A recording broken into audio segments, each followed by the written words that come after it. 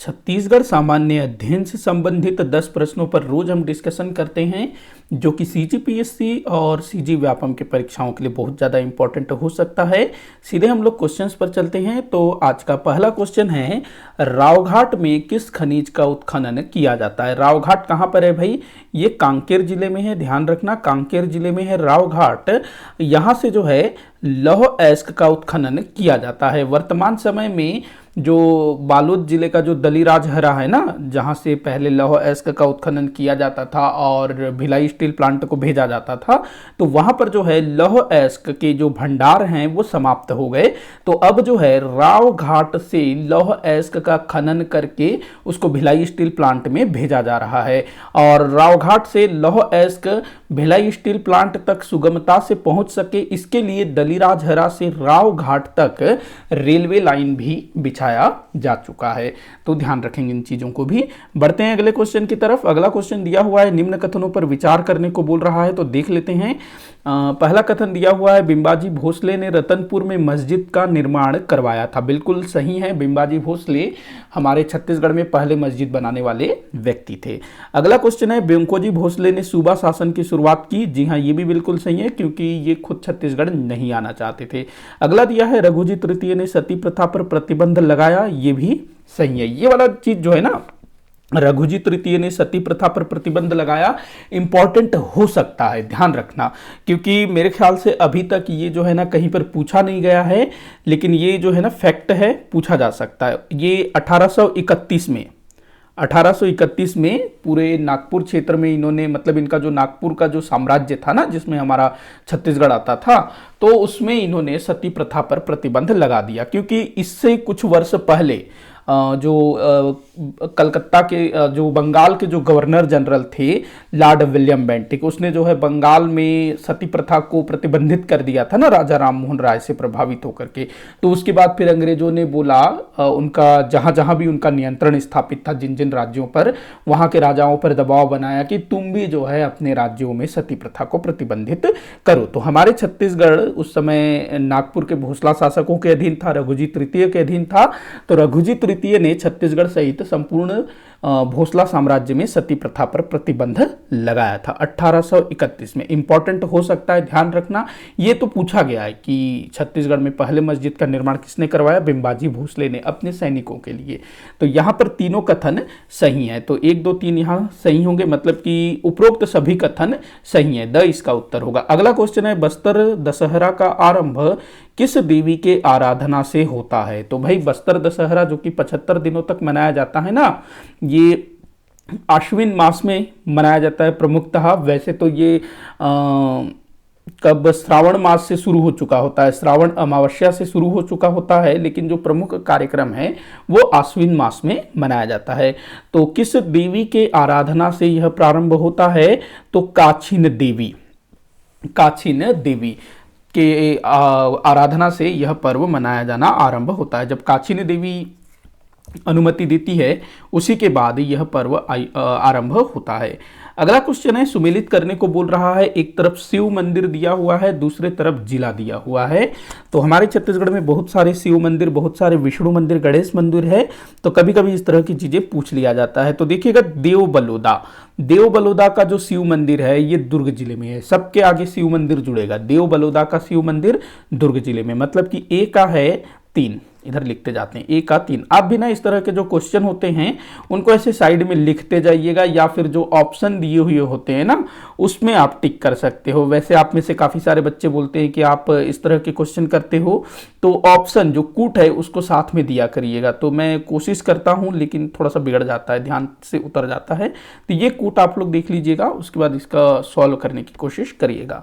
तो देव बलौदा का शिव मंदिर ये दुर्ग जिले में है, तो हम डाल देंगे 3, ए का 3। उसके बाद अगला दिया हुआ है, सुरंग टीला शिव मंदिर। सबके आगे शिव मंदिर लगेगा। सुरंग टीला शिव मंदिर ये महासमुंद जिले में है, मतलब बी का 4। उसके बाद भूतेश्वर देव महादेव का शिव मंदिर ये गरियाबंद जिले में है, तो सी का हो जाएगा 2। उसके बाद है पातालेश्वर महादेव शिव मंदिर, ये बिलासपुर जिले में है, तो 1, डी का 1। तो 3 4 2 1 आपका आंसर होगा।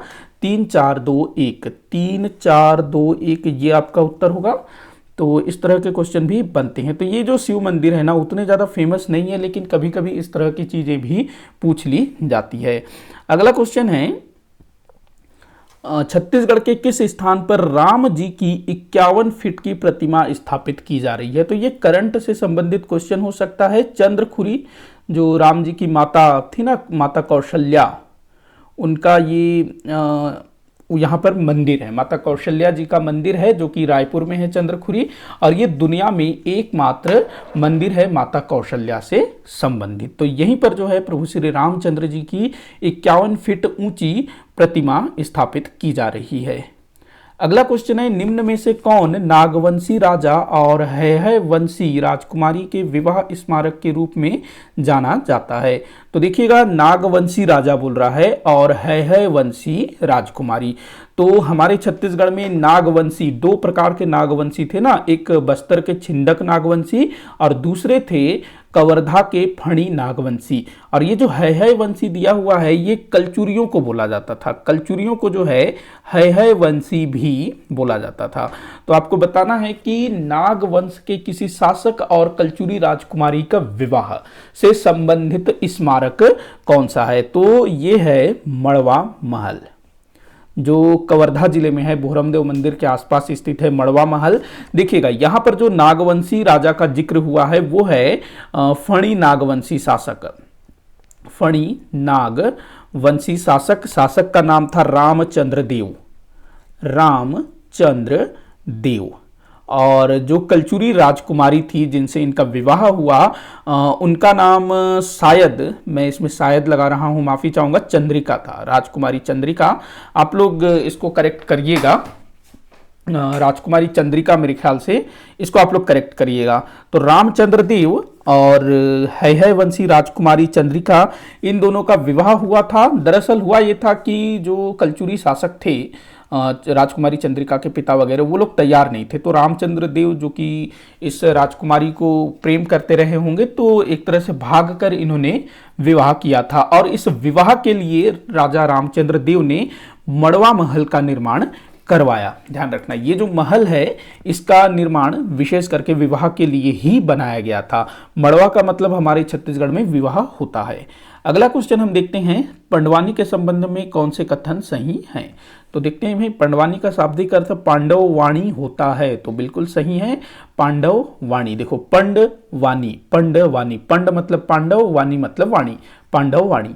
अगला दिया है पंडवानी को तीजन बाई ने दुनिया भर में प्रसिद्धि दिलाई, बिल्कुल सही है भाई, तीजन बाई ने पूरे दुनिया में इसको ख्याति प्राप्त करवाया, पूरे दुनिया के लोग जानते हैं आज पंडवानी को। अगला दिया है पंडवानी की दो शैलियां होती हैं, कापालिक और वेदमती, बिल्कुल सही है भाई, तीनों कथन यहाँ पर सही हैं। तो आपका आंसर हो जाएगा उपरोक्त सभी कथन सही हैं, तो यहां टिक लगाने की आवश्यकता नहीं है। अगला क्वेश्चन है खैरवार जनजाति के जातीय पंचायत का प्रमुख क्या कहलाता है। तो देखो खैरवार जनजाति में अपना जातीय पंचायत होता है, वैसे बहुत सारे जनजातियों में अपने जातीय पंचायत होते हैं और उनके अपने अलग अलग नियम कानून होते हैं। तो यहाँ पर जो मुखिया होता है खैरवार जनजाति के जातीय पंचायत का, उसको महतो मांझी कहा जाता है, महतो मांझी। अगला क्वेश्चन देखते हैं कौन सा जंगल सत्याग्रह राजनांदगांव से संबंधित है। तो राजनांदगांव जिले में कौन सा जंगल सत्याग्रह हुआ था भाई। तो ये हुआ था 1939 में। कब? 1939 में। और हमारे छत्तीसगढ़ में अधिकतर जंगल सत्याग्रह हुए थे 1930 में, लेकिन ये जो है 1939 में हुआ था। तो कौन सा जंगल सत्याग्रह है?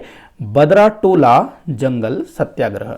बदराटोला जंगल सत्याग्रह 1939 में हुआ था, ध्यान रखना। और इसमें जो है ना एक व्यक्ति शहीद हो गए थे जिनका नाम कभी कभी पूछ लिया जाता है, रामाधीन गोंड, रामाधीन गोंड। उसके बाद आपको और क्या याद रखना है? ठीक है, रामाधीन गोंड, इतना ठीक है। बाकी आप लोग मुझे कमेंट करके बताइएगा कि ये जो जंगल सत्याग्रह हैं ये कब कब हुए थे और इनके नेतृत्वकर्ता कौन थे। तो रामाधीन गोंड यहाँ शहीद हुए थे बदराटोला जंगल सत्याग्रह में। अगला क्वेश्चन है छत्तीसगढ़ राज्य की प्रथम महिला मंत्री कौन थी। तो हमारे छत्तीसगढ़ राज्य की प्रथम महिला मंत्री, तो भाई छत्तीसगढ़ राज्य वर्ष 2000 में अस्तित्व में आया, तो उसके बाद राज्य बनने के बाद जो गीता देवी सिंह हैं हमारे छत्तीसगढ़ राज्य की प्रथम महिला मंत्री थी। आप लोग मुझे कमेंट बॉक्स में बताइएगा कि ये किस विभाग से संबंधित महिला मंत्री थी। वहीं ये जो महारानी पद्मावती देवी है ना, जो कि खैरागढ़ रियासत की महारानी हुआ करती थी, तो ये जो है अविभाजित मध्य प्रदेश की पहली महिला मंत्री थी। अविभाजित मध्य प्रदेश की पहली महिला मंत्री। अविभाजित मध्य प्रदेश जिसका गठन हुआ 1956 में, उसके बाद मध्य प्रदेश का विभाजन कब हुआ? 2000 में। तो अविभाजित मध्य प्रदेश की पहली महिला मंत्री भी हमारे छत्तीसगढ़ से ही थी, जो कि खैरागढ़ की भूतपूर्व महारानी थी। और छत्तीसगढ़ की पहली महिला मंत्री गीता देवी सिंह। तो इसी के साथ आज का ये वीडियो यहीं पर समाप्त होता है। आप लोग मुझे कमेंट करके बताइएगा कि आपसे कितने क्वेश्चन सॉल्व हुए। किसी भी क्वेश्चन में कोई भी डाउट हो तो जरूर बताइएगा। वीडियो को आखिर तक देखने के लिए आप सभी का बहुत बहुत धन्यवाद।